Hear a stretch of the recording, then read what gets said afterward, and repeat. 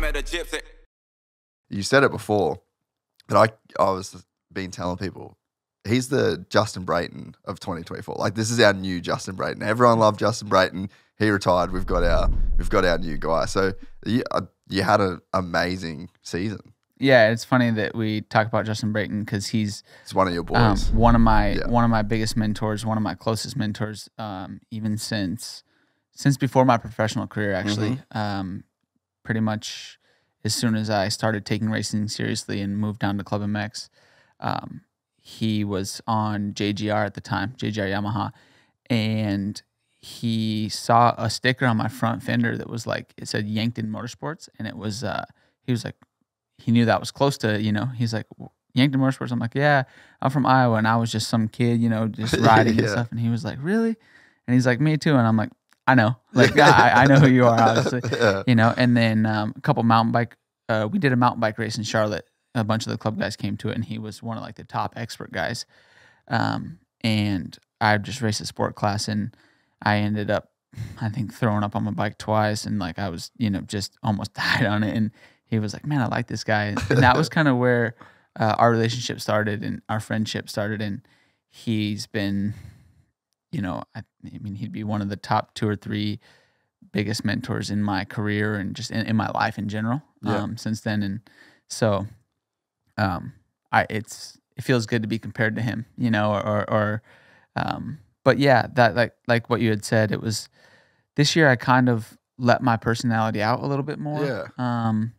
Even in the last couple of years, I've, sometimes gotten a little too in the moment. It's hard to take it in, especially when you're getting into positions of winning races and, fighting to win races and fighting for championships, and almost got a little bit too invested in it in the wrong ways, like a bit too close to it. Yeah, in the last couple of years, and then I kind of talked about it a couple of times this year, not really on the podium, but even in press conferences, and everyone was like, "Man, what's this like new you?" And I'm like, "It's not really. It's not a new me. This is just me. This is my approach to life." And I'm cool with saying it. Yeah, this is how my family knows me. And yeah, it was just last year, there was a few times when a couple specific races where I got passed on the last lap for, second and passed into third. And I would be on the podium. And I remember being on the podium so angry, going back to the truck mad, being mad about it on Sunday, and just being bitter about a lot of things. And then I got hurt and, was out for the entire rest of the season after my surgery. And I got to spend a lot of time with myself. I've talked about it a couple of times, but I did a lot of bike rides from my house to the beach in 5 hours by yourself. You get to do a lot of self-talk. Yeah. And what I came to the conclusion, like, man, I had so much to be appreciative of and so much to be grateful for. And I was focusing on what I was upset about. And now I don't have any of that right now. I don't have the health, the ability to even go fight for podiums and to be third place. And I was so mad about it. And I still have that. Like, none of that changed. Like, I want to win so bad. I got second 4 or 5 times this year, and I wasn't like, just, man, I'm so stoked that, I got beat tonight. No, but you also have to have that appreciation, or I do. It helped me, because I realized that being frustrated or all of that anger that I built up in the next couple of days after that, it didn't help me for the next weekend. It didn't change what the next weekend was, but it changed my self-talk for the next few days.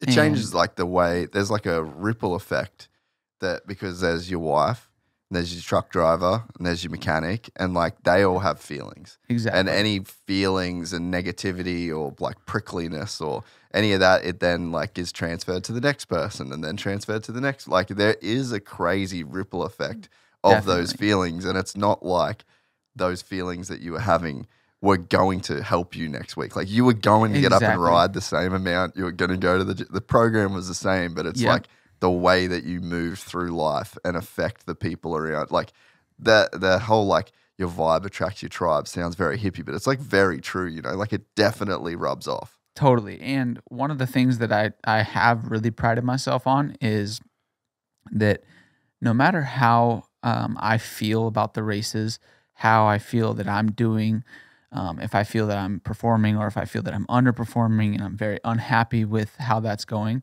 I've really done my very best to not let that directly affect the way I treat my people, the way I treat my wife, my mom, my dad, my sister, all my people around me. Like, because what I did on Saturday night, they love me the exact same. They think of me the exact same. Yeah. So they don't deserve for me to be, I guess, salty or just negative towards them. And for sure, if I have a bad result, my wife's going to be able to notice the difference in the way I am. And, but a lot of it's more so like the way she sees me talk to me. Yeah, you know?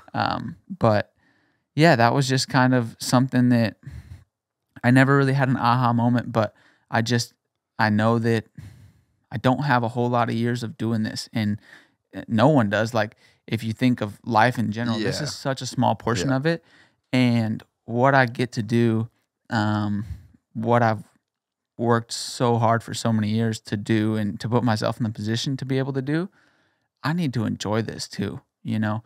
And it is so cool. I don't think I know one person who's retired out of their career that's like, man, I took it all in so good.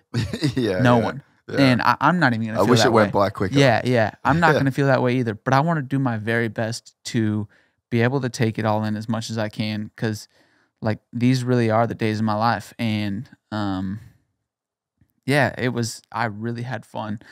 Probably the most fun I've had in the season. You know, obviously up until it kind of ended prematurely, but even so, you know, I'm only going to miss 2 races and I'm going to be back for outdoors, and I'm really excited for that too. But even down to the travel, you know, the opportunity to be in a different city every weekend on a Friday night and different dinners, different restaurants. Go to a nice new restaurant.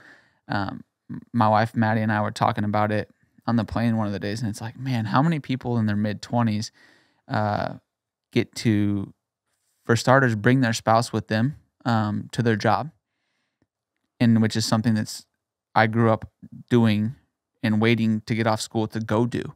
That was like my whole life, going to school. In what way? My job, like to ride dirt bikes. Yeah, you know? Yeah. All I thought about during school was, man, I cannot wait to get off to go ride, because I had a little track in my backyard. But now I'm in my mid-20s. I get to fly around the world and go to all these super cool cities, new restaurants, you know. And then on Saturday, I get to wake up and go race my dirt bike for a living. Unlike the best dirt bike. Exactly. The best one, the one that I watched on TV. The one that you always wanted to be on. Yep. And bring my spouse with me. Like, that is so cool. So I need to really appreciate that. And I think that brought a better me out, I think, this year. And yeah, we really enjoyed it. And I'm really looking forward to the next few months doing it again. And then, you know, as long as I can do it. As long as I have the opportunity to do it. And it's really fun. If you enjoyed this content, please like and subscribe. And to listen to the full 3-hour podcast, search Gypsy Tales in your favorite podcast platform or click the link in the description below. Gypsy Gang.